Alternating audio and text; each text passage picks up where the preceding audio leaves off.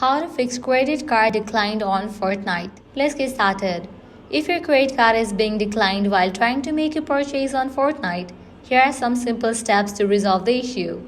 Ensure you have entered the card information correctly. Double check for any typos. Make sure it's not expired. Enter the 3 or 4-digit security code on the back of the card. Ensure your card has enough balance to cover the transaction, including taxes. If funds are insufficient, top up your card or use an alternative payment method. Some banks flag online gaming transactions as suspicious. Call your bank to confirm that the transaction is legitimate and request them to unblock it. Ensure the card is enabled for the online purchases. Make sure the card's billing address matches the reason set in your Epic Games account. If the issue persists, consider using other payment methods.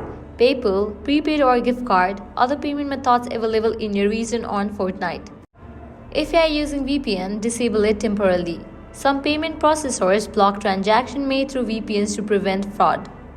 Ensure the Epic Games app is updated to its latest version to avoid any technical glitches. If you are using a browser, switch to another one like Chrome, Safari or Firefox. Alternatively, try completing the purchase on a different device. If there is a temporary issue with Fortnite's payment system or your bank, wait a few hours and try again.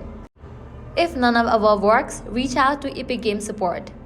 Visit Epic Games Help and submit a ticket for assistance. By following these steps, you should be able to resolve the issue and successfully complete your Fortnite purchase. If this guide was helpful, do not forget to like, share and subscribe. Thanks for watching.